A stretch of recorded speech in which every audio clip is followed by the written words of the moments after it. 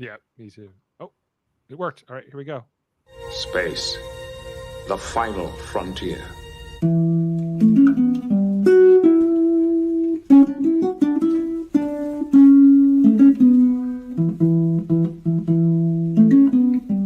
Blue skies smiling at me, nothing but blue skies do I see.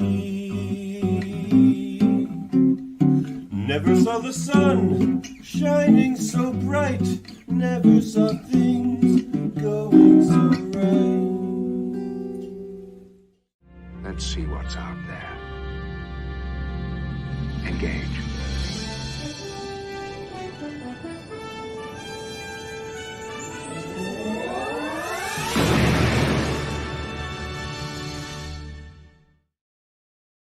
Hello and good evening. Star Trek The Next Generation's 16th episode of their first season, titled Too Short a Season, is over. And it has been since February 8th, 1988. For this September 3rd, 2024, we're just getting started here on Live Long and Podcast as we continue our mission to review every episode of Star Trek The Next Generation one by one. This one joined with me, I'm Dave Maynard, by the way, joined with a great panel here tonight to break it all down. We got Ashley Millard with us tonight. How you doing tonight, Ashley? I'm good. First time on TNG? Is this First time on TNG, yep. Welcome. Glad to have you with us. Coming to us again for another TNG review, it's Adam Woodward. Hey guys, Ashley, nice to see you on this episode. Yes, we got the much of the Star Trek Discovery crew here, all united. Davin Skellhorn may be joining us. He was scheduled to be a panelist here tonight, but he is in some fancy resort somewhere, Ryza perhaps, and he's got bad Wi-Fi as it goes. Oh, there he is, actually. Yes. Ooh. Are you on Ryza, Davin? Fuck, I might as well be. It's pretty nice. Yes. There's our gloam there. Right? The gloam happening. Your gloam? I can get 2 floors. Like Edith and I will sleep up in the loft. Yeah, it's gonna be good. And, the ocean's right there. There's a kind of little lake right there. Got a tub right here. There's our hot tub right there. Just we jibber jabber long enough, I'm gonna finish the thing in the fucking hot tub. Keep chatting. Okay. All right. People are accusing that of being. Oh, are we live? Oh, whoops. We're live. Shit. Well, so excuse my language, everyone. I thought I was just talking to my compatriots here. You got a little behind the scenes Davin action there. Yeah, I don't know. A little more swearing. This is how he talks people. A little more drawl, Now, Sam, I know you were here to see my dad, Ted, but he couldn't be here for this podcast. He is in Budapest. So I'll have to get him on another time. Norman, of course, with us here in the chat. He's saying, "Hi, all. This is the Schizoid Man. Is unkind to old people." Why don't we just call Adam Ted tonight? No, I'm not old as Ted. No? Okay, fine. I didn't mean it that way. Like 12 years younger. I meant equally as distinguished. Oh, thank you. Yes, the distinguished gentleman. I thought you were referencing, the original series Ted, and now I'm the original Next Generation Adam, because I watched. Yeah, exactly. That's exactly what I meant. Good. Yeah. All right, but let's get back to too short a season, everybody. Oh, do we have to? We have to. You wanted to be here, so I know. Well, look, I do have some, I guess, not negative things to say, but they're not positive. But I have some things to say that are sort of neutral at some point. Okay, well, we'll take it. So just for a summary, in this episode, the Enterprise transports the elderly Mark Jameson, Admiral Mark Jameson, to deal with a hostage negotiation on the planet Mordan 4. Jameson has secretly taken a drug to reverse his aging and must defuse the situation with a former adversary. Written by... Can I just get one thing out of the way right now? Yeah. Okay, so this Jameson actor, what's his name? Do we have his name? His name is Clayton Rohner. Okay, Clayton Rohner. I apologize. I've only ever seen you in this. But he basically plays sort of 3 characters in this. He plays 3 versions of Jameson. And he sucks at all. Like, and so much of this episode hinges on him, and he is just not believable, not likable, but not like hateable either. He's just like kind of bad. He didn't do And- much after this. Like, No, he's a No, really he didn't good-looking guy. Like, as he aged, he became a really good-looking man. But he didn't seem to do too much. he aged. Yeah.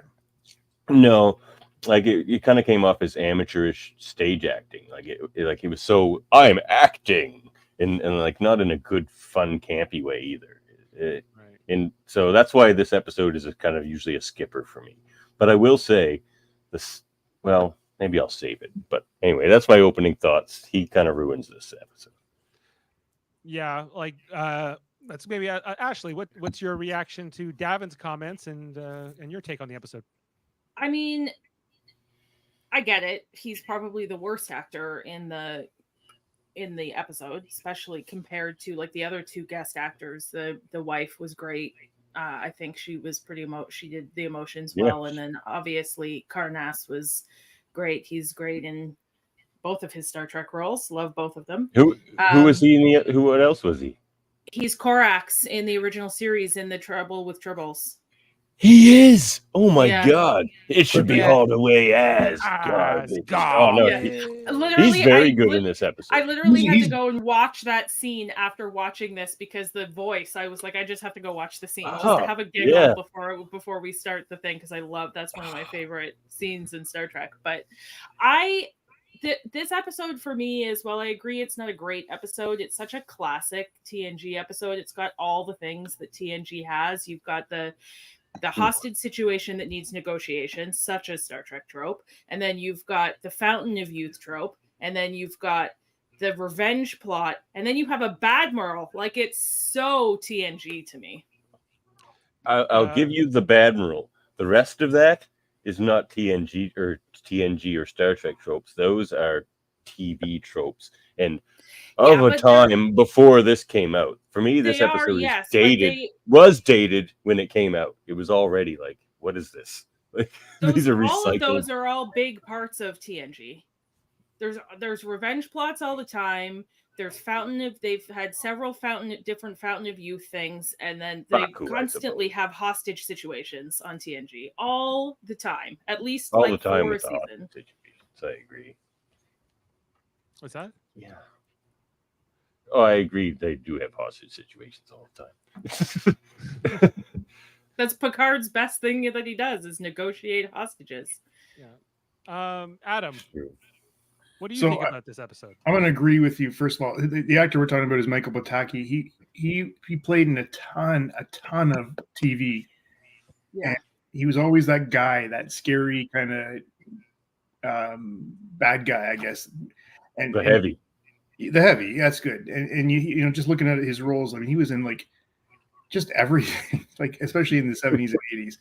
And he was the biggest role I think he had was in Rocky IV. He played Drago's not manager. You know, he was, you know, in that movie. So, right. All in the Family, St. Elsewhere, Airwolf, just a ton of stuff, you know, along the way. But anyway. That is a great theme song. It took me a minute to find it, but I found it. Here we go. Hauled away as garbage. Oh, he's so good. Yeah, so good.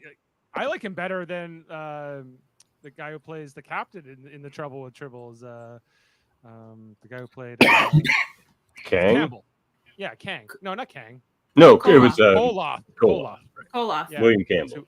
Yeah, because the first officer Korax is way more memorable in that episode because he's in the fight and he's taunting Scotty and all that, and he's even more present in the DS9 revisiting of that episode as well.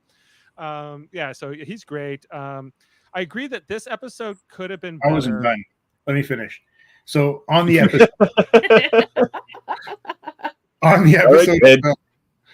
it was okay. Like, I was looking forward to watching this episode, and it wasn't quite as good as I remembered. You know what I got hung up right away was that chair that he was in. It seemed very awkward and big and bulky, and for what you'd sort of expect for that time.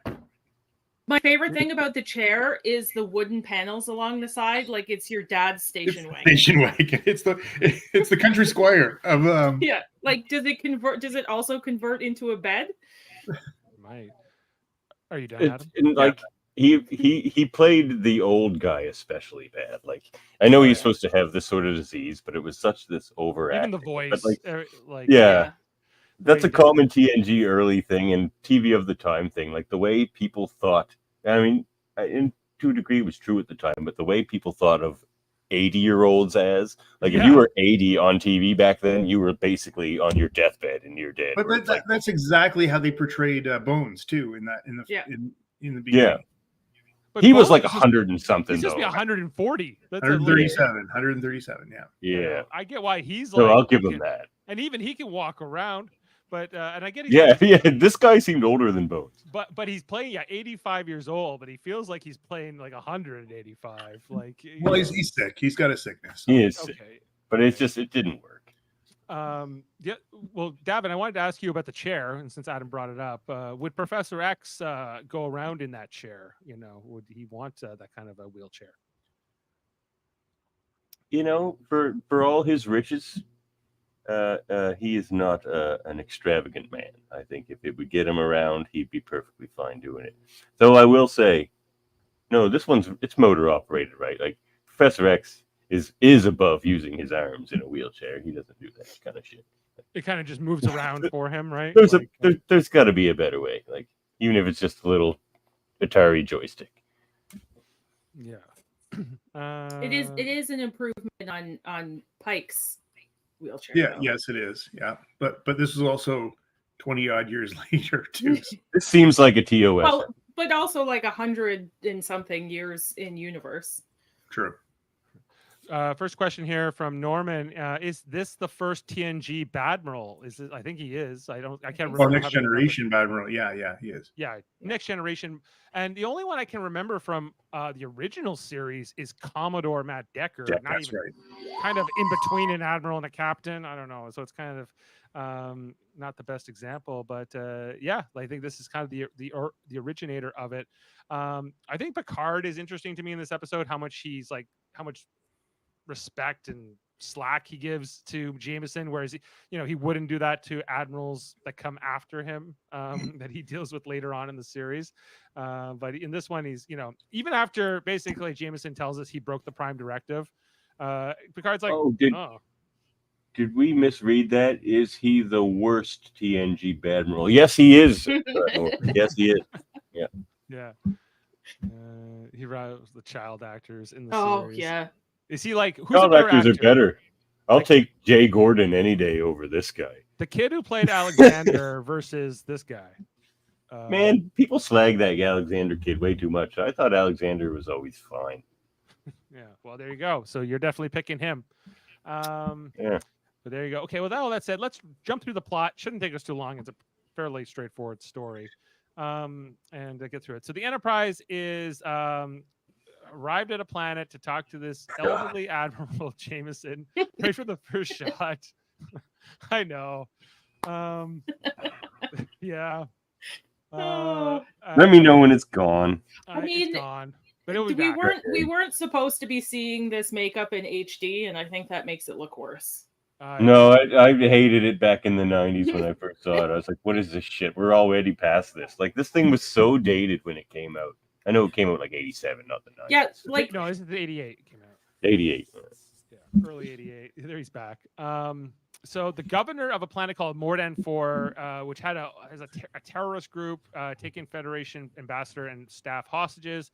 They need to speak to a certain negotiator, and Jameson was that guy who negotiated the settlement 45 years ago. So they need him back for this mission, even though he doesn't look like he's in peak shape anymore.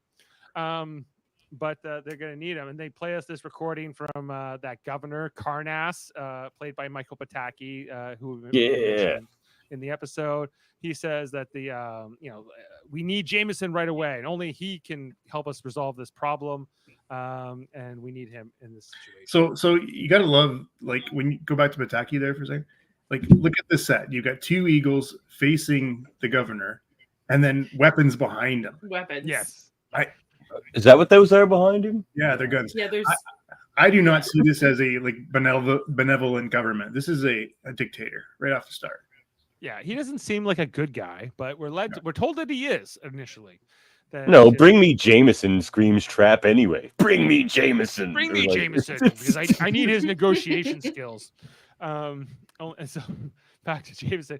Well, you heard it here, Admiral. We're going to need your help. Okay, sure. Let's get you up there. So I'll beam up at 1500. Then Data's like, it's almost 1500 now. And he's like, okay, great. Let's get to the transporter room. Me and my wife are beaming up, so they head on down. They beam in, and we meet the Admiral and his wife, Anne, as played by Marsha Hunt. Yeah, she acts circles around him. You're right, Ashley. Like this whole Yeah. time, she's very good. And Well, she's probably older than him. You know. Oh, for sure. Sorry, she's like yeah. 30 years longer than the guys being alive. You know. So Yeah. Oh yeah. And so basically Jameson says, okay, you're commanding the Enterprise, but I'm in charge of this mission. This is my mission overall. And Picard's like, okay, well, what choice do I have? And that's kind of the teaser, you know, for the episode. it's like Was this Picard time. always that short? He's next to Riker. You know, Yeah, I guess. It's like, you know what? I think that would have been really great if the doctor was, or he had called her and said, "Listen, you got to be here now because this guy doesn't look so good." he doesn't look so good. You know, can you believe this guy is supposed to be 85? Well, And then how do they get him down off the transporter pads? They have to go lift him down now. yeah, they don't really show us how the chair works too much. Yeah.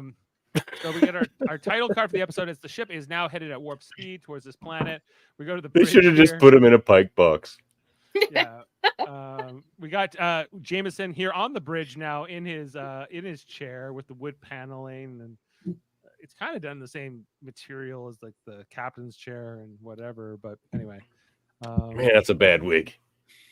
yeah, like this whole appearance. But the Like he looks like an alien. He doesn't look like an old human.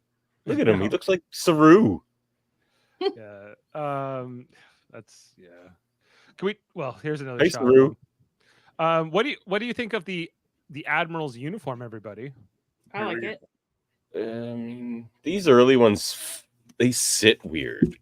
Like they're just, I don't know if they're like so tight in the shoulders or something, but even like that Well- shot earlier with Riker and Picard, these uniforms sit really weird in the first season. Yeah, it's Yeah. because Hey, it's you're because the- they wanted them so tight that they just don't look natural on the human body. Yeah. I like the gold. What say you, piping. Dave? I dislike the rank insignia. You like here. all that piping? You don't think that's a bit overkill there? It's a little overkill. It's a little like Admirals always have overkill piping though, and all Yeah. the time they have to like their Flashy. peacocks. They gotta be Mhm. Look at how far I've come. I'm an admiral. I've got to be flashy. I gotta Look at these cool. epaulets. He needed a couple of those, He maybe. needed some extra epaulets. Yeah. Yeah, I especially like that his pants. Like you see it later in the episode, they got the gold embellishment, like just on the flare near the feet, whatever they call that. You know, and so I don't know. It's not my favorite Admiral's uniform, but it's not my least favorite either. And so I don't know. It's could be better. It fits him better than it fits the rest of the crew. Yeah, most of the other admirals. True. Anyway, and then we get a couple looks here from Deanna in this opening scene where she always seems very suspicious of the admiral, and she's kind of like, well, you remember about Karnas as we're watching his recordings. She's like, there seems to be some honesty here, but there's something being held back. There's something not quite right here. Jameson should be on the planet. I agree with Jody. Yeah. Oh god.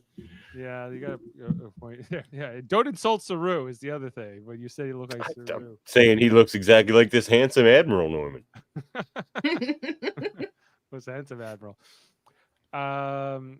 Anyway, so there's maybe a little conversation here between the Admiral Pataki. I keep going Pataki. His character is what? Let's just call him Korax. What? Korax. Yeah, Governor Korax.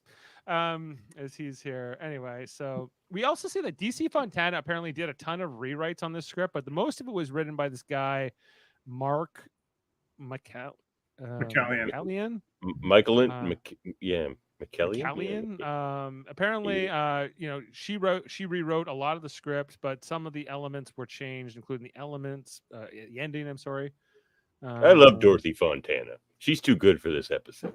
Yeah, well, she was too good to work with Gene Roddenberry a lot of the time, but that's how it seems to go.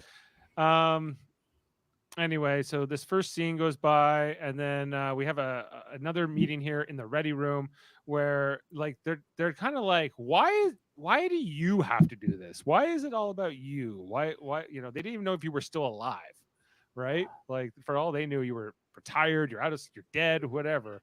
And Jameson kind of gives us this reason that he saved the day 45 years ago at this planet, and only he can, they'll only accept him now or something. The most interesting thing about this episode is what he actually did. Right. Which is the biggest plot hole ever. Yeah. How so? How did they've been in Civil War for 40 years and Starfleet had no idea? Starfleet just thinks that he saved the day and everything is fine on this planet. They never went back. They never followed up. It makes absolutely no sense. Well, they didn't have California class they starships. didn't have second contact California classes. Yeah. The whole thing was like he didn't achieve a peace, he achieved a civil war. Yeah. And I feel like Picard should know that. Right. Yeah, the good point. I don't understand. This would have made a better DS9 episode. Don't you think they though, would have been able to? Yeah. In Star Trek, sometimes they go and do stuff like this is also a common thing. They go and do something, or peace negotiations, or leave somebody on a planet and just go away and never come back. Never go back. Yeah. Sometimes they leave them on a planet and they think it's City Alpha 5. But yes, exactly. That was my point, Dave. Yeah, regular bloodworms. That reminds me, another thing that I noticed about this episode is they use the planet name Minos again. So I'm pretty sure at least 4 times in this season they go to a different planet with Minos in it. Now, I don't know if they're just exploring the Minos system or something, but like there's Minos Corva, there's this one, there's the Minos where, there's like that set kind of AI that sells weapons sort of thing. And I'm pretty sure there's one more this season too. They just keep using the word Minos. I don't know what the significance of that is, but it's probably someone's it just last stood out to me while watching it this time. Well, maybe because isn't Minos part of a constellation, or a star or something? Well, sounds Greek to me. Sounds like it's probably an island in Greece. It's from Greek mythology, like the son of Crete. No, the king of Crete, the son of Zeus and Europa, was named Minos. Okay, so maybe they're up in that part of that constellation, one of the systems in that or something. I don't know. Yeah, I think that's they do. They keep bringing it up. Yeah, I've heard it a lot too over the years. So then the next scene here is in the Admiral's quarters, as apparently Anne Jameson's unpacking for this trip. They're staying a while. Yeah, they're staying a while. She's putting the clothes away, and that was a cool shirt. Yeah. But then the Admiral shows up from his meeting, and she says, "Hi, nice to see you." He's happy to be on a ship again, and then we see that he's able to pick himself up out of the chair and move himself over to this chair, which apparently was pretty remarkable. Why does it need these? Back to the chair. Why does it need these giant wing flaps in the front? Like that seems quite the hindrance getting down hallways. And no. Those are doors. They close. Those are the doors that open up. Oh right. Yeah. Okay. Never mind. Yeah. Right. Mm-hmm. So he's able to move across, get out of the chair, move into another chair, which apparently he shouldn't be able to do, considering his condition. But then we see the pain from this. We'll find out he took this fountain of youth magic potion or something. And... To me, that's the worst part of this episode. That's the part of this episode that's just screams like, I don't know, like Fantasy Island or some other TV show that came out 10 years before this. I was like. Because it's just magic. This episode would have been better without this admiral with the Fountain of Youth. You remove him, and it's just this political thing. Picard is right when he asks him, "Why did you need to take this to negotiate this? There was no reason to be young for this. Why? It doesn't make any sense with the plot." Okay, yeah. Jody says Minos is a system, so there. I don't know. I think that it comes back to the. How just self-centered this guy is. He's the only guy that can solve the problem. He's the only guy that could ever do this. And let's face it, he's had his his elderly years robbed from him with his illness, and I imagine it'd be difficult for anybody. But now we learn how this all happens. And by the way, Dave, I really do like that uniform. Yeah, like does he really think he's the only one to do it, or is he trying to go and say he's the only one that can do it because he's trying to cover up? I think at this point he's trying to cover what up. He did. Yeah, it's a cover up / he actually wants to try to right the wrong he did. I think he wants to try to I think he knows it was a mistake, but he doesn't know. Now he's like, well, what do I do now, right? How do I correct for it or try to bring them peace? I don't know if he Adam, they didn't hire this guy for his acting abilities. They hired him because he's the first actor they've ever auditioned who looked good in this uniform. That's how he got this job. Yeah. Jody says that his chair looks like it was stolen from a bowling alley in the 70s. Well, it could have. Oh, let's take off our hats and have a moment of silence. You're right about that, Sam. Oh, yeah. James Darren, Vic Fontaine himself, passed away today or last night, I guess. So, sad to see him go. Of course, we covered all. I'll be singing some Paper Moon later this week in honor. Yeah. Maybe we'll post her on the channel here. Maybe we'll play out the episode with some James Darren. As I have no quotes from this episode, there was nothing I wanted to have on my soundboard permanently. You don't want I'm fitter than you, Picard. You don't want that one? Maybe I'll go back and get that. But now, it's definitely something here. So anyway, then we got Dr. Crusher in this next scene here with Picard, where she's like, he's should be much sicker than this. And the medical test that she got from the starbase or wherever he came from was 2 months old. So she's like, it's weird, this isn't right, it's not even showing signs of the disease he's supposed to have, and it has no cure. And Picard's like not even weird, it's like the craziest red flag ever. Like 2 months in Starfleet, they get a medical exam like anytime they go anywhere, like especially really old ones who can't with walk. a disease. Well, yeah. But also, if she was confused, why wouldn't she just look at the transporter logs? They scan you every time you go through them. Yeah. Or just walk in there with a tricorder and give him a little. There's this whole part here where Picard kind of like dismisses her. I don't know what he says exactly. That's all he does this season is dismiss Beverly. Like, I really actually hate Picard in season 1. I'm glad when I first encountered TNG, it was not season 1. I had to go back and watch it. She gets a little like annoyed with him here, and then like he comes over to the couch. She's like, "Listen, Beverly, it's all gonna be fine." It's like they're just giving again. He's an admiral. What do you do? Yeah. He outranks me. He's not one of the ones I know on a first name basis. Yeah, like Gregory. All of them. Admiral Gregory is a good man. Beverly, it's always like Julie. Come on. Well, he always knows the admiral's first name. You're right.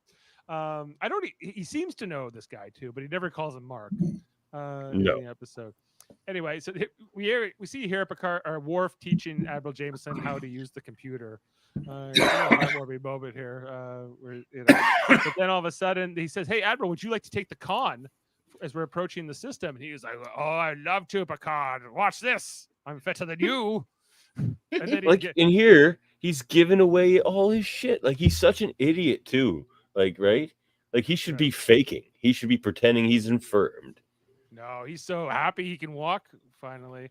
We see that gold flare on the pants. Hey, that's something. That's what he wanted to show off. He's like, "Did you know I have gold piping right here? Near my shoes." He even stumbled. They're very pointy. Very pointy. But shoes or something. Geordi moves it all along for him here, and then Jameson's doing it. Is like. Geordi doesn't trust him for half a second though. Like, he Geordi's doesn't want to get out of the chair. Worf is just teaching him how to use the computer, and now he's just flying the ship. Sure. This episode is bad, you guys. Dave, if you give this an 8, I'm gonna weep. I will give it an 8. Don't worry. All right. Okay. So then there's this other meeting here with Picard and Beverly where he's like, "Did you see that?" He just walked across the room. She's like, "That's impossible because this disease is uncurable and no one gets better. Period." Right. And he's like, "That is weird." It's kind of like aromatic syndrome, Jean-Luc. The charismatic syndrome, or that whatever Tuvok had.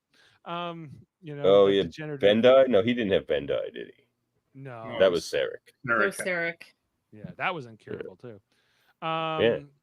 And so then there's no answers here. So then we go back to Jameson's quarters where he's watching another recording here of Korax, and then he's kind of in the dark, and and his wife comes out and says, how many times are you gonna watch that recording? What can you learn from it?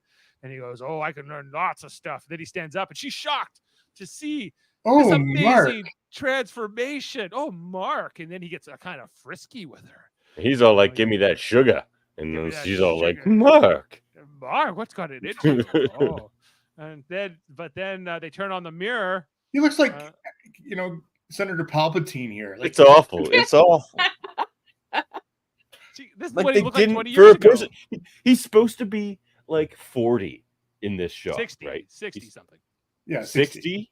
Yes. Yeah, 60. But he looks Even worse. still, as a 60-year-old, you could have just took the actor and put a little gray streaks in his hair. There you go, 60-year-old.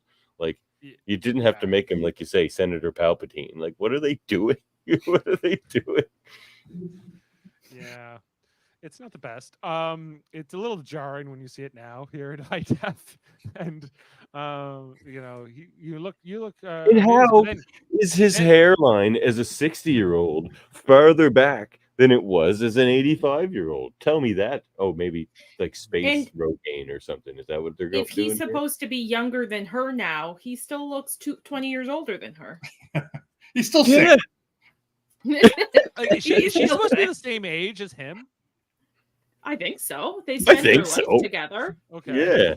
Well, do you know the scene coming up where she goes, we were going to grow old together. We can't even do that now, Right. With the golden hair.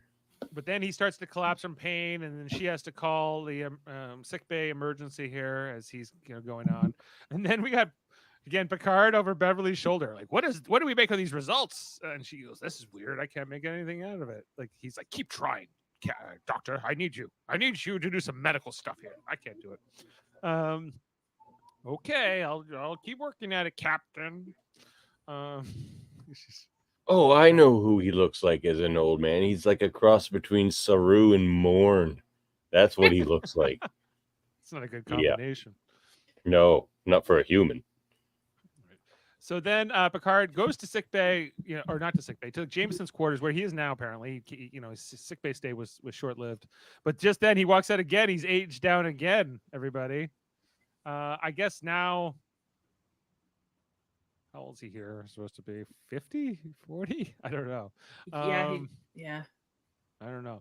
But he goes, there'll be no need, Picard. I'll tell you everything. There's no more need for this. You guys. The neck is just. I'm 40. Yeah, same. This guy's 40. I'm 40. I'm 53. Yeah. You look so much. You're beautiful, Ed. Oh, thank you. That's not fair to think. But yeah, Yeah. So this is in the late 80s what they thought we would look like at our age. I know, it was horrible. That's what. When you go back and watch that original series episode where they aged up William Shatner and a couple of the others to like look. Oh yeah. They don't quite look as they did when they got older either. Yeah. Well, I mean, Shatner had a lot of work to keep him sort of young too. They figured it out by Voyager. They had to do that old Harry Kim, and he's just Garrett Wong with they don't gray go streak too in his crazy head. With it. Kate Mulgrew, she doesn't quite. Yeah, she played old Janeway. She played old Janeway, which basically just gave her a gray wig. So yeah, pretty much. Anyway, so they sit down and basically Jameson says, well, have you heard of this amazing fountain of youth thing from this other planet? And he goes, it's a myth. No one ever heard of that. You thought Adam was 30. Okay. Sure you did. Right. So apparently he can be forgiven. Jameson did some favors for some alien race that has the ability to like make themselves immortal or at least de-age themselves with some kind of a potion. And he negotiated enough for him and his wife, but he drank it all. What a dick!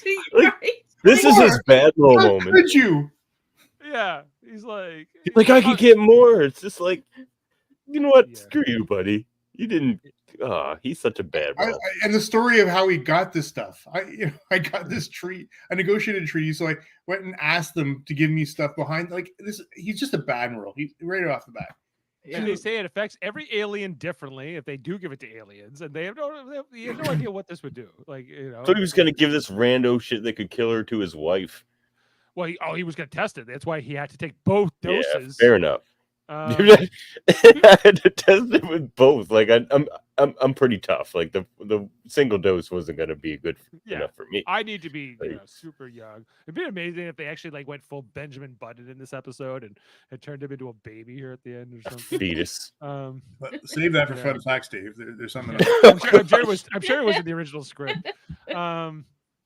Anyway, so this whole story comes around. She's like disgusted by it, his wife. Picard is just gotta like, this is weird and dumb, and I'm going to the bridge. But I guess he feels like nothing illegal has happened here, or like he's still moving and standing weird. Like, are you old? Are you young? Are you weird? Like, what is going on with this guy? I don't understand. This is how Admiral stood in the old days, I guess. So they do Picard. Like, I don't know. He's so strange. Yeah, he is. So then Picard leaves, and like they get into more of an argument. She's like, "You never asked me if I wanted this, or if I would want this for you, or what, our life, or whatever." Admirals don't talk to people. Then he married an admiral. He tries to grab her, or I don't know, kiss her or something, and she just wants nothing to do with him, and she kind of like tosses him off here. So he says, "That's how they kissed ladies in the 80s. Like that's what Shatner did." Yeah. So then Jameson heads up to the observation lounge in his like dark, evil setting here, with the shadows all over his face. He's like, Picard, first he asks Data, can I have like a secure or a channel to the planet? And Picard's like, how about a secure channel? He's like, good idea. And then they patch him through here to the Korax, who's like, we can speak freely here, Korax, whatever your name is in this episode. Doesn't matter. Korax is a better name. Karnas. Yeah. Karnas, yeah. It's pretty close. They should have just called him Korax. And basically he kind of admits his loathing of Admiral Jameson, and that he doesn't like him. But Jameson is in the dark here. That's what I'm saying, Jody. He like the 4 chins thing. Like, what are they doing? Right? That's how it goes. He's supposed to be 40. When you're 40, you get 4 chins. Everyone knows that. 40-year-olds. Fun fact: I have 6 chins under this. They kind of held back on the chins. They actually give him more chins. No, it won't be realistic enough. So then we see Adam had that in his fun facts. Sorry, I stole that from you. That's okay. Fun facts about Davin. Then the Admiral shows up here. They actually let the Admiral like take the command chair here, and Picard goes into the side chair, which I don't think I can remember another time this happened. I don't think you're supposed to do that. No. I don't think that's proper. You're not. But again, they even tell Picard he's still captain of the ship, right? Like, I think it's the arrogance of the man. But look at those pants, Dave. I know they got the gold piping. I mean, that counts for something. So what do you think that piping's made out of? Pipe cleaner. Pipe cleaner. So then they start going through the schematics of the old tunnel system here on the bridge. This is, in the first season, they would sometimes have these meetings like on the bridge instead of, I guess because they had this big screen, but they would later just do these in the observation lounge later on. To me, doing it on the bridge makes more sense. Like if it's just amongst crew, why shelter away? Don't you want, like whoever's on the bridge to be aware of what's going on? Like I don't know. I never understood the meeting room really. Have we had the for a lot of the stuff they do? Yet? Like, is that a set yet? It's a set. Okay. It's a set, but they're not using it for conferences. Or at least not for things they want to show on screen yet. At least. No, they had the whole promote Wesley Crusher scene in there. Yeah, they did. Okay. So they're gonna go through the tunnels and whatever, and I don't know. And then we got a meeting here in sick bay where it's Deanna Troy and Beverly Crusher talking to Ann Jameson about the whole thing, and this is where you see she's a pretty good actress, and Mhm. and again you can see this has really bothered her as a wife. yeah, she's like, he didn't tell me we were going to grow old together, our lives are going to be messed up, And then I think this is where Deanna's like, you need to tell her. His life was already messed up, by the way. Like, and then she goes, tell me what? She goes, well, you don't have to worry about growing old together because he's not going to live much longer with this magic potion he took, and he's probably. She's like, damn it, I had plans. He had a disease. He was gonna die. I was gonna remarry. We were gonna move to Riza. It was gonna be pretty good. Yeah.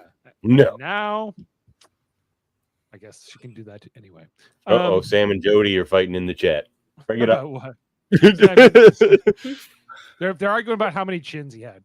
And then they come into so this is the observation lounge again, set where Jameson's sitting like sipping the smallest glass of wine or whatever the heck it's supposed to be.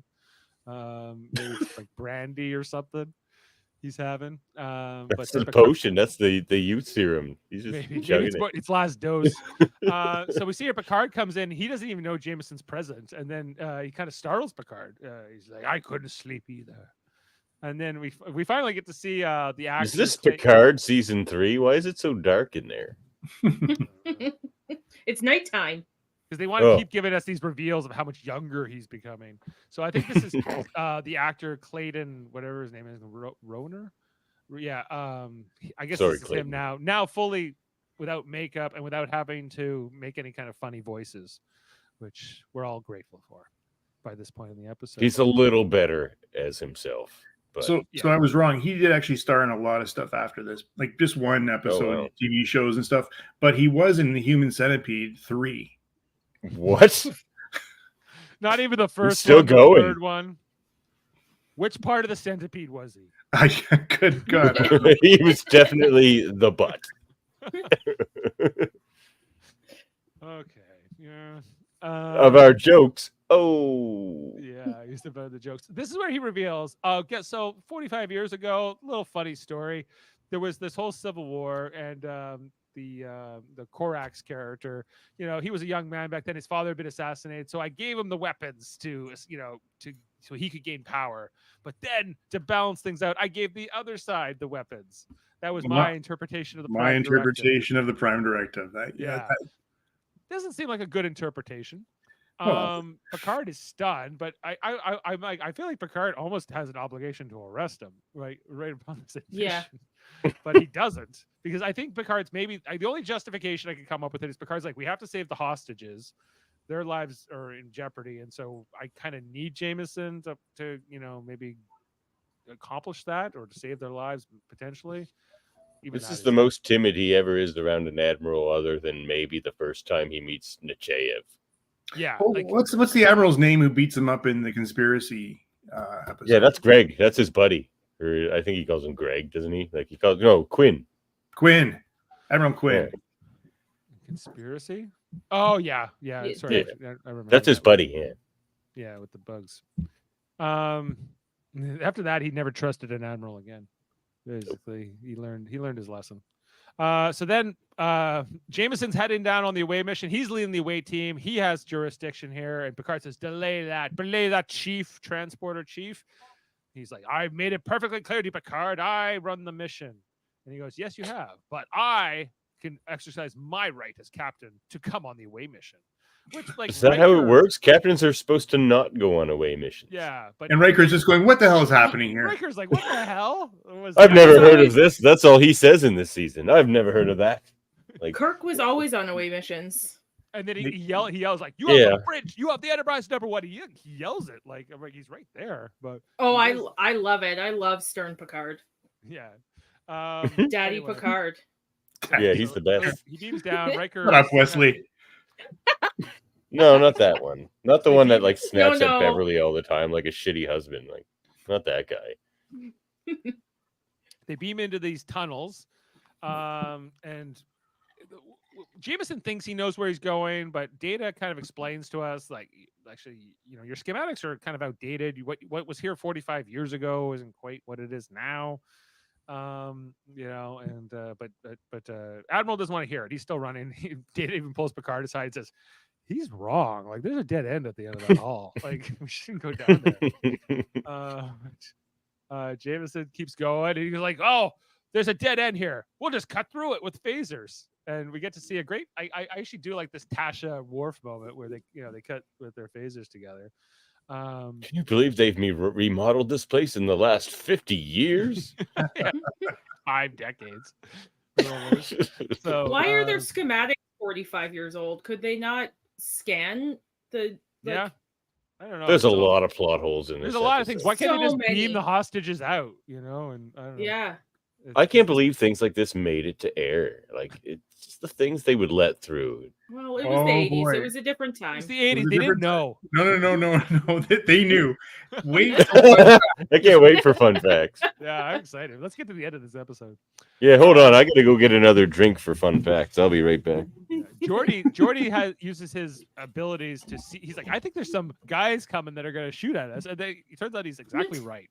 Here come Korax's his goons with their weapons. Phaser sets Karnas, Korax, Bataki, all those things above. Here we see the Admiral's about to be shot, and Worf like saves him with like this like tackle here, where he brings him down.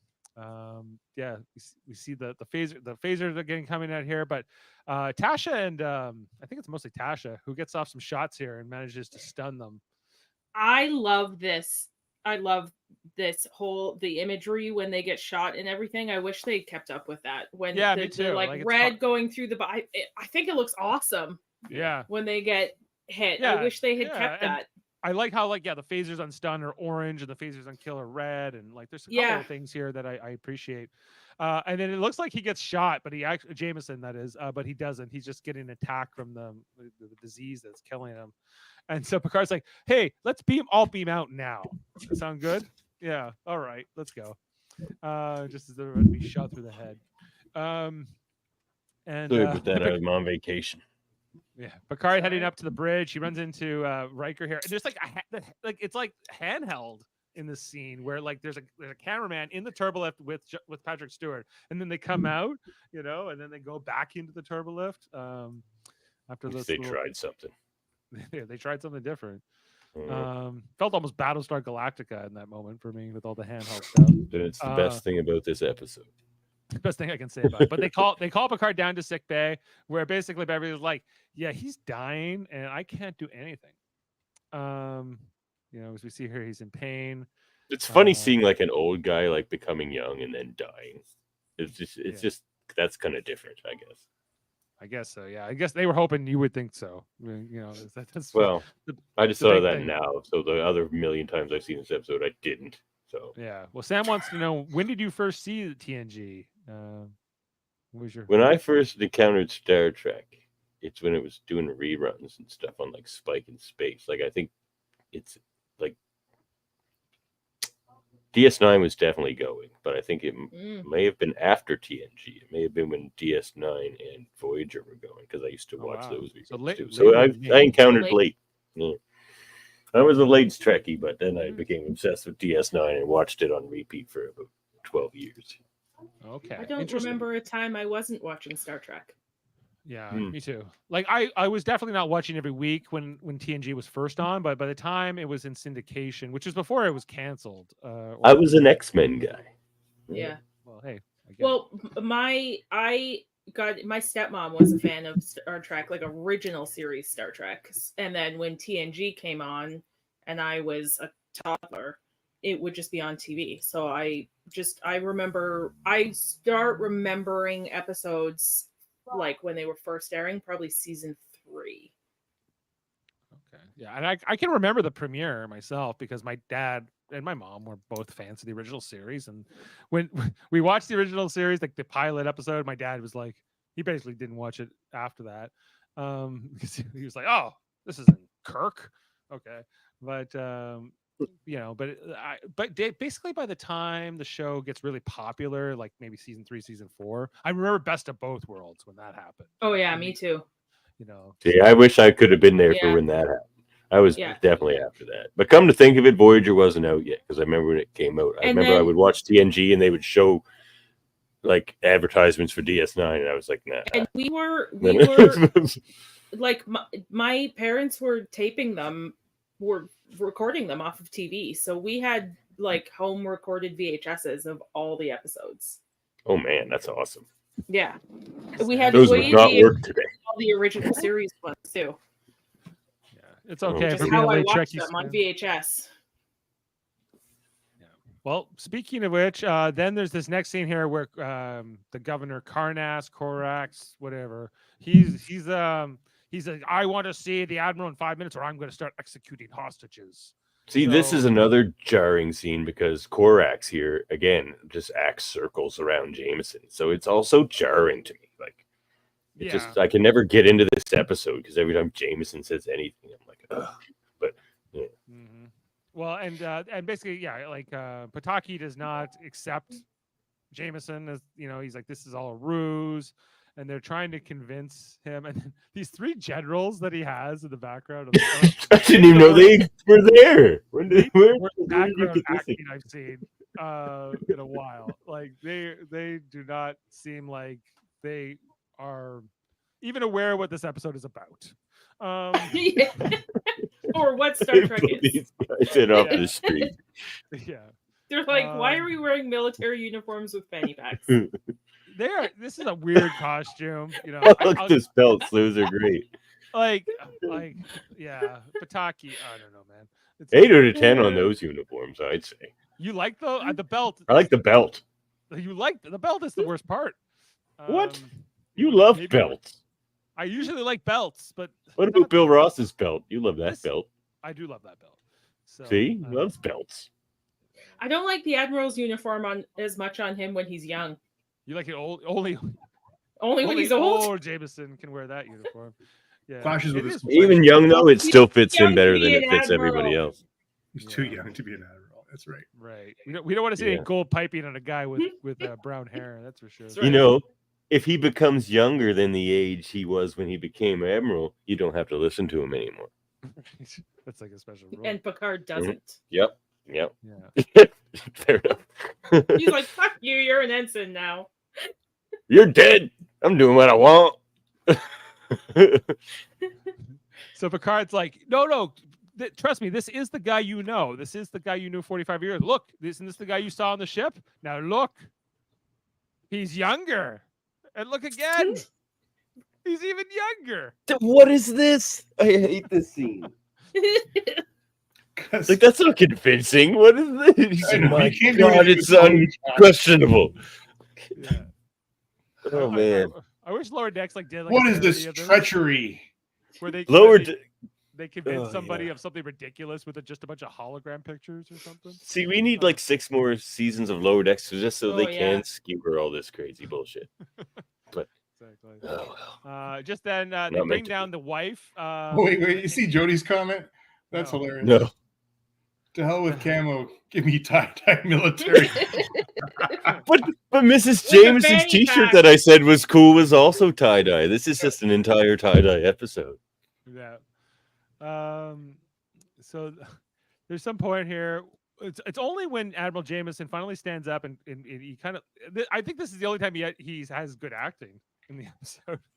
Is this maybe this moment where he goes. He Yeah, goes he up sweats okay. He's sweat. It's sweat acting, and that's Yeah, most sweat acting. what his performance is here, because he's supposed to just be in agony, and so I kind of buy it. But he has the scar on the wrist, the blood pact he made with him like 45 years ago. Blood This cut. is- The yeah. blood cut you gave me as opposed to all the non-blood cuts. Yes, look, Like, there it is. Get the blood cut you gave me. Now he believes it,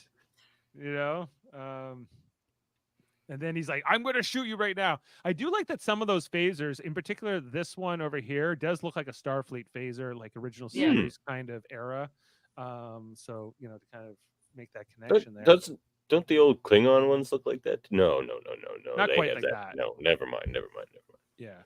Because I guess when it would have been during the Lost era, it would have been like the Wrath of Khan style uniforms when Jameson was here as a young man, 45 years ago, and would have been in that style. So he's about to kill him, and he goes, "No, my revenge will be to watch you suffer," which is only for the next like another 10 seconds, basically, as he dies like right Go away. back a couple images there, Dave. This one? One more. One more, I guess. It's Jameson. Yeah, there. Would you take it's like the more you know, like his pips just sort of like fade off into nothingness. yeah. Would you take orders from somebody whose pips just sort of fade away at the end? They're not even pips. No, of course not.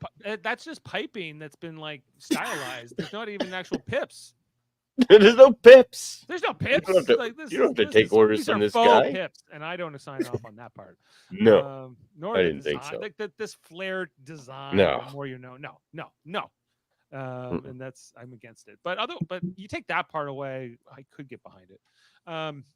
Anyway, so Jameson says goodbye to his wife with the golden hair, as we he's a cutter. Get him help. Yeah, okay. Get him acting help too. Dr. Grusher tells us I can't do anything for his pain, and what is that? They dope people up with everything all the time. They could do something for his pain now in this year. Yeah, exactly. Just 400 years from now. I'm pretty sure morphine would have an effect. Yeah. At least enough of it. Not going to Dr. Crusher. I don't think she liked him. No. I don't think she liked him very much. Dr. Crusher's kind of cold. Anyway, he dies. She's sad. And then the court. Like, this is so dumb. Oh he's no! Just like, you know what? You can have all your hostages. I completely cooperate now, and it's all good. No, I hate his line. It's like, "Rest now, Jameson. Your long night is ended." It's just like, what? Where did that come from? You hate this guy.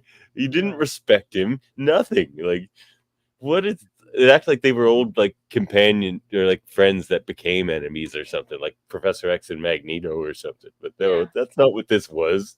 Like, he sold you weapons, you murdered your planet with him. Yeah, that's your relationship. Yeah, you hate this guy. Yeah, I know, it's weird. Yeah. And it feels that's like so weird. It feels like the Enterprise would have. And what's his long night? He was tormented. He was tormented by this whole thing. He's very sensitive, this Korax. He is. Garbage. I don't understand if he's so mad about his revenge plot becoming this 45-year civil war. Why did he decide to go after another revenge plot? Did he think that this one was going to turn out better? Like, did he not learn from his first mistakes that revenge obviously is not the way? It's a dish best served cold. Yes. You have to do it twice.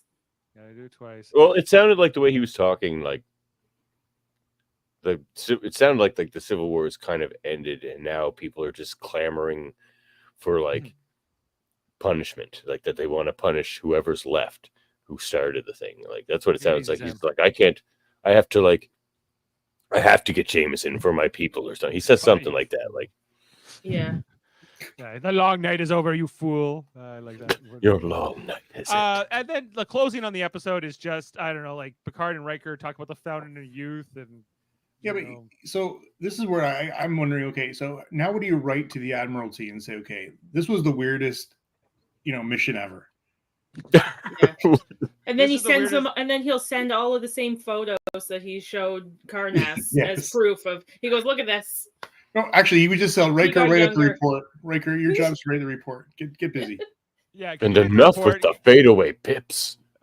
Enough with the fadeaway pits. Hey, this admiral broke the Prime Directive and died in disgrace. You guys got to watch the admirals. And they left him on the planet. Like, they left his body on that. Oh yeah, he was buried. He was buried there, caused the Civil War. Buried there in honor. Yeah. Like the hero he was. Oh man! But just so people can like walk up and piss on his grave for like the next 100 years. Like, it's horrible, man. Like, I think that's why Pataki. Oh wrote god, the this story. episode. He's like, I'm gonna piss Dave's on his gonna grave give every this day. a 7.8. Yeah. This episode is a tie-dye mess. 1.5 out of 10. You're being generous, Jody. All right. And then there's like this look here with Jordy and Data at the end that's unnecessary. Anyway, that's the end of the episode. Yeah, what was that look? What was that for? Nothing in I this don't episode know. makes sense. This episode doesn't make sense. Adam, Even that was a plot hole. Like they even managed to make Data looking at Jordy a plot hole. yeah, like unnecessary, quite frankly. Adam, can you please cheer us up with some fun facts? Yeah, Adam, please. So they just wait till you hear these. They knew this was a disaster. Why? Like that's what I don't get. Why film it then? Like, All right, why here we did go. this all Let me indulge you here because it's great. inform me, please. Okay, so DC Fontana's script of the episode was heavily rewritten by Gene Roddenberry's lawyer, Oh no. Oh no, not what is his name? Leonard Leonard. Maislish. Oh, Maislish. Yeah. Yeah. Maislish? Is that who Michael Maislish. McCallion is supposed to be? Yeah, maybe. So Fontana. Oh my God, that is what's going on there. Hey, wait, it gets better. She quit the show in protest of this and lodged a complaint with the Writers Guild of America. The incident also convinced producer Maurice Hurley that Roddenberry no longer knew what he was doing. I don't think he ever really did. That's the And thing. so Hurley pressured Roddenberry into handing over control of the writing staff over to him. What? So this episode Wow. got Gene Roddenberry out. Yes. What? It's a historic episode. It's It a is. historically bad episode. Like I skip this one every time. Even Morris Hurley's like, I don't think this guy knows what he's doing. Morris Hurley barely knows what he's doing. It's like, like Yeah, the seriously. CEO that's running the company, and know he's just going to run it into the ground if we let things continue. They got to get rid of him. Right. Well, it's I was saying, this all seems stale. It's even when it was new, it was so stale. Yeah. Okay, so Karnas had a phaser from Star Trek II, The Wrath of Khan, a phaser from Star Trek III, The Search for Spock, and a modified Klingon disruptive rifle on the back wall. Okay. Cool. Yeah. What about the rifle he picks up? That one had a bit of a Klingon feel to it too. I think it was a Klingon one. Yeah. Yeah. He used to be a Klingon. He did. Oh, that's a fun nod. That's the best thing about this episode. Hauled away as garbage. Okay, although this episode was supposed to focus on Clayton Rohner's character, the regular cast felt that Rohner did not work well with the ensemble very well. So director Rob There you Bowman, have it. There you have it. director Rob Like, we had Bowman the felt the Human show Centipede was 3. yeah. But he's still most of the dialogue. They didn't cut him. What was he, the whole episode before? Well, hold on here. Director Rob Bowman felt the show was too verbose, too many words, more than action. Rohner's makeup during the earlier parts of the show was a source of disappointment, being described as subpar and ineffective. So, poor Clayton Rohner, he basically had the whole cast, the director, everybody against him. Well, he was not turning in a good performance. Like, you have to do something there, whether it's replace the actor or coach him or something. Like, you have to make that better somehow. They must have been like too deep in by the time they realized how bad he was. So they're like, we're just Bring in an actual 85-year-old person, human, right, and have them talk to, because he's never met one. Like he had never met an 85-year-old person at this point in his life. So I think that would have been helpful. All right. This episode about defeating the effects of old age guest starred Marcia Hunt, who was actually 70 at the time of airing. She outlived the show's premiere by more than 34 years, dying in 2022, a few weeks short of her 105th birthday. Wow. How old was she at the time? Just short of 105. Oh, when she filmed it, 70. Okay. Mm. Yeah. This arguably marks the first appearance of the uniformed admiral in Next Generation, although Q illegally wore the admiral's dress uniform in Hide and Q. However, the appearance of Admiral McCoy in the pilot episode was arguably the first as well. He was wearing a uniform with epaulets bearing a triangle shape. In addition to McCoy is referred to as an admiral and not as a retired admiral. Plus his official inspection of the new Star Trek would be not out of place, especially considering its name. You called those epaulets on McCoy's uniform? I hardly think so. No, that's just some structure to his sweater vest. Those were shoulder pads. Shoulder pads. Fun fact, Adam, I don't know if you have this one. You probably do. But they actually use the exact same old person makeup they used on McCoy, just pulled it off and stuck it on this actor's face. And that's why it looks like that, because it doesn't fit his face. So they just like mushed it all on there. Just tell DeForest Kelly has to play this new character. That would have been cool. That would have been all about Yeah, none that. of us would have noticed. No one would have cared. They would have been like, that's cool. When Data states the dissidents phasers are set to kill, Picard replies, "Yes, Data, I've heard the sound before. This is the first in-universe acknowledgement that the phaser settings can be differentiated by the sound they make when the weapon's is fired." Oh. Okay, Rob Bowman recalled this show has a lot of dialogue. I consider it a sit and tell rather than a show and tell, and I prefer to show the audience. I believe in a word, but one of your tools in the making movies is visual aspects, and there are just verbal dialogues in this episode. One without the other can be very monotonous. Okay, so. But the real treat for me, this is the director again, was working with Clayton Romer. He and I got together on weekends and spent time with each other off the clock. Who said this? This is the director. Oh, okay. I thought he hated him. Yeah, well, I guess when you do retrospect, everybody loves each other.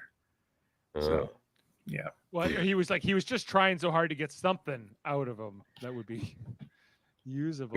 And you go to the movies or you listen to interviews with actors before they do before a movie's released. They all love each other. Oh, I respect this person so much. We had a great time together. I think it's that. Right. Well, then the movie tanks, and they're like, you know what? It was that asshole's fault. Yes. Like they shot this between October 8th, 1987, and October 16th, 1987, and therefore you just have to you have those 8 days, and you gotta get the episode done. Yeah. And then you can move on to the next one. Okay, Admiral's state-of-the-art wheelchair was a problem. It cost the prop department $10,000. What? But it still didn't even move well enough to be anything more than a hindrance. And Bowman had to shoot around it. There you go. That thing they stole from us. You could have bowling alley. You could have rationalized firing the entire props department for making that cost $10,000, or at least somebody. Maybe not all of them, but whoever's in charge of purchases. Like, come on. Who signed up? We should have just pulled out Pike's wheelchair. Yeah, put him in a Pike box. That would have been funny, at least. Like, this episode would be a legendary episode if that Admiral strolled out in a Pike box, right? I mean, the makeup was as bad. Worse. Pike looked okay. He looked like a burn victim, I thought. Yeah. Oh. Yeah. All right, I've got one more for you here. In the original script, Jameson does not die, but reverts back to the age of 14 and does not remember his wife. Who plays him at 14? Him still the same guy. It's just like, they make his hairline even farther back because nothing makes fucking sense in this episode. They just had Will Wheaton. They just had Will Wheaton do it. Yeah. And one of the other guys from Stand By Me. Yeah, he helps Governor Zepek and his rival, a high priest, in their negotiations. And in this story, Jameson was responsible for moving Commander Riker away from the Enterprise D to command his own ship and being promoted to captain. What's Riker would have been done with the show? Yeah. At the end, a 14-year-old Jameson gets a tour of the Enterprise by Wesley Crusher. Oh, okay. Wow. Well, that was. I don't know if that makes it better or worse, really. I don't know if that even affects this episode at all. It was a terrible. Right. With that said, let's rate this now. Ensign Norman saying 1 out of 10. There are better so bad it's good episodes than this. This is not I think an example of so bad it's good. No, it's just so bad in so many ways. The plot holes, the acting, the makeup, like there's so many mistakes. They don't even give anybody else any time on screen to make it good. No, like I know if you ignore Dave's ratings, TNG season 1 is really bad. It's kind of really bad, except for like 3 episodes. Well, I don't know if it's just my ratings. Adam's averaging a 7. Oh, really? I'm Davin. I don't know. You haven't heard too much of me. I'm enjoying this rewatch. I haven't seen these, and Are you being nostalgic, or do you actually think these episodes are good? I think they See, said. I feel like you guys aren't leaving room for the actually good episodes. Hold of on the a second. show. I am saying that they set up the rest pretty good, and this episode sucks. By the way, I'm only giving this like a 2. Yeah, That's generous. I agree that this is a bad episode. I don't think that all of the season 1 are bad episodes. No, there's like I say, there's like 3 or 4. Maybe it's like 5. I or think 6. it's more than 3 or 4. I think it's closer to like probably 10. Home Soil's really good. Is that next? No. You know, like if you see No, here, it's 2 from now. Oh, okay. and then there's Great. a few like average episodes or kind of. See, I don't think subpar. this season has many average episodes. I think there's a couple of good ones, and the rest of them are just not like good. Haven's kind of an average, and I Oh don't no, know, that's like, not good. What else? Like Last Outpost was kind of blah. Yeah, that's not really good. The battle was okay. The Big Goodbye was kind of, The Big Goodbye, I like. But I get you don't like these episodes, but I like these episodes, and I don't need. But what are you gonna like? Defend my position. But what are you gonna give like the Whatever chain the of fuck I command? want. Whatever the fuck What I do you- want to. What are you gonna give the chain of command? Like a 14? If I fucking feel like it, I will. Like I am a fan of 14s. I think we can break 10. I agree with you. Yeah, like I do have this more nostalgia. I think partly because I did watch this as a kid and you didn't. True. But it's I think that these TNG characters have more significance for me than they do for you. So I think that's probably partly what's informing it. But I don't think they're those characters in this season. That's the thing. None of them. I do disagree with you on that because I think you see them as different characters and they're not really like they're or you're seeing like some of the negative parts more embellished than I think they need to be. Like, you know, so there's I don't know, but that's just an opinion. Well, they are a bit more caricatured in this season. Like Picard's just sort of this dick. He's not really. Deanna never says anything. She just gives looks to things. Riker just most of his scenes are just like different ways of showing that he's horny. Like, yeah, like they're all just really bad caricatures this season. And Riker's background acting is superb in season 1. Like they're all good actors. I've seen TNG so many times that every time one comes on now when we're just like randomly watching Star Trek, if a TNG comes on, I've been watching Riker in the background and it's the funnest I've ever had because his facial reactions when he's not actually like part of the scene, incredible. I love Jonathan Frakes. All right. Me too. It's fun. Actually, can I get your rating? I'm gonna give it a 3. It's not a great episode, but I find it entertaining with how bad it is. So that you think it's in as bad so bad it's good episode? Yeah, like I don't skip it. I've seen it a million times. It just makes me laugh because I do like a cheesy episode. Sam went from 5 to 0. So he had a 5 earlier. Oh, he okay. had a 5, but now he's being. Davin, you sticking by your 1 from last week? Yes, and that 1 is just on the strength of Korax. Okay, Adam. Yeah, I'm giving this a 2. But can I, Davin? You got to like. Here's the thing with this is Star Trek, especially season 1, is that basically we've taken a 20-year gap minus the movies in Star Trek, right? These guys are trying to figure a lot out, and they're being compared to like crazy in these days. Like people are like, oh, I get it. Like, in these, like I was watching these firsthand, and and they're ripping this show apart right now because they're nothing like Kirk was, and you know the people were struggling with this at the beginning, and these guys are still trying to find their way. I mean, look at season 1 of Voyager. Voyager wasn't bad, but season 1 of Voyager was good. Season 1 of Deep Space Nine is really good. Like that's the thing. This is where I'm a bit taken aback. I was a bit taken aback at how harsh everyone was at season 1 of DS9 is not as good as this. It's not as good. No, it's way better than this. That's the thing. If you were to watch episode but 1, by then 2 to you 2, stacked 3 to on- 3, stacked on you now would what? see how much better DS9 I season 1 did is that. than this. I already I rated think- all those, but No, I mean, think if you were to it's- just like do it episode by episode, back to back, like if you were to watch episode 18, no, that's a bad one. That's Home Soil. That's a good one. But if you were to watch episode 14 of Deep Space Nine season What 1, was I episode swear 16 it's of DS9? definitely better than Angel 1. if It so, has if to I were to be. compare Like, if there's Wishes no way Were it Horses can't- to this, Like I don't Yeah, think exactly. I don't think number by number it's going to be the same good and bad like episode numbers, but I would argue that TNG, Deep Space Nine, Voyager, and Enterprise all had a pretty equal amount of terrible and good episodes in their season ones. yeah, I'm kind of with Ashley on that too. Yeah, I would agree too. But remember, I mean, at this point in this series, I mean, these guys didn't even know they're going to be renewed for season 2. Yeah.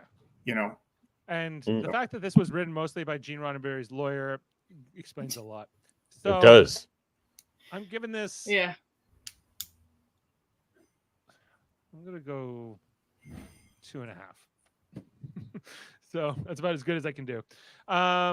So I thought you yeah. were gonna give it a 6, so No. I'm impressed. no, it's too bad. Like, yeah, I agree that his performance is atrocious. It's bad, And so anyway, except so when I'm he's giving- sweating.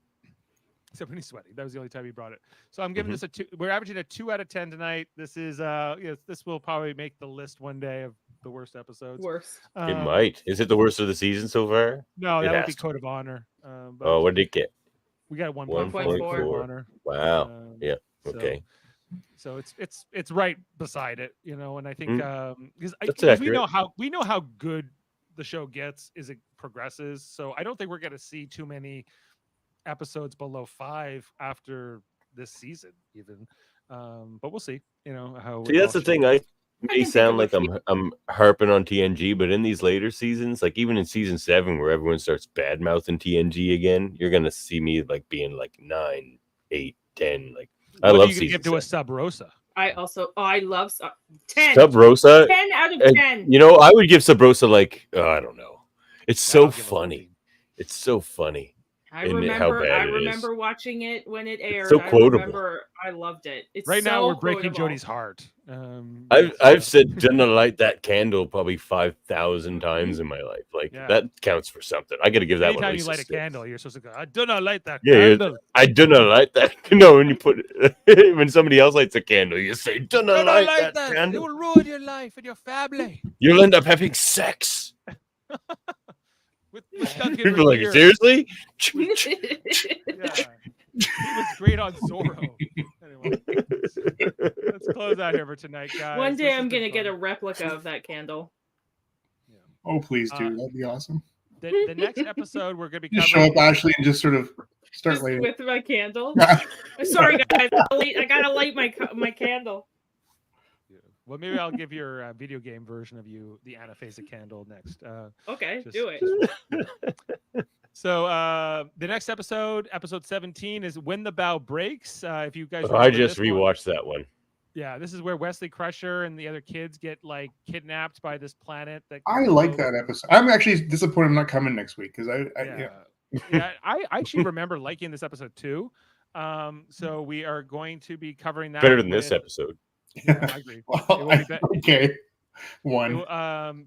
So we got Jody coming in for that one. We also have Murphy, and we also have a newcomer, Justin, who I was just on me with Trivial Debates last night, or was it 2 nights ago? Oh, that's who this is. Oh, he was good on the trivia debates. Dave, Yeah, you had a rough night. I did. Well, I knew once my brother was the host, like Fair enough. the chances of me getting a point were like, Yeah, they've got no points. yeah, like Aw. I've got a lot of Trivial Debates episodes with Jeff, and every time he's hosting and I'm a panelist, my chances of winning the point are almost 0. Morgan was on fire though. She was doing well. And so yeah, we're gonna be. It turns out he just lives around the corner from me, too. So anyway, he'll be on the next one. Justin, You guys Velociraptor. could exchange handshakes. We could. I said we maybe go for a drink or something. We were talking a little bit of today. I don't know where Murphy found him, but well, I'll have to- I don't know where Murphy finds these people. Where did he find Heather? Like Heather's now like a full member of our thing, and he's just I like, "Hey, know, here's yeah. Heather." We're like, Yeah, "What?" That's how it goes. Yeah, tell your dad to come on. Well, he'll have to come back from Budapest, Sam. So once It's he's called back- Budapest. Budapest. Budapest. Yes, but when he's back from there, we'll see what we can get him on an episode. Your okay, dad's in Budapest. Budapest. I didn't know you say it like that. It's Any Buddha. final thoughts? Buddha. everybody? You got to get the Buddha. Buddha. Budapest. Okay. Any final thoughts, anybody, other than Budapest? No, but can I verbally do the end clip? You just what? You want to do it? Yeah. Go. Okay. When everyone's done, I'll end this off. Well, I was going to Yeah. play some James Darren to close us out. Do you want to go Oh, first? I'll do it before that then. Okay, you do it first. Everybody's done? All done. Good night, everybody. Your long night has ended. All right, and we'll play this one. Okay, see you next time, everybody.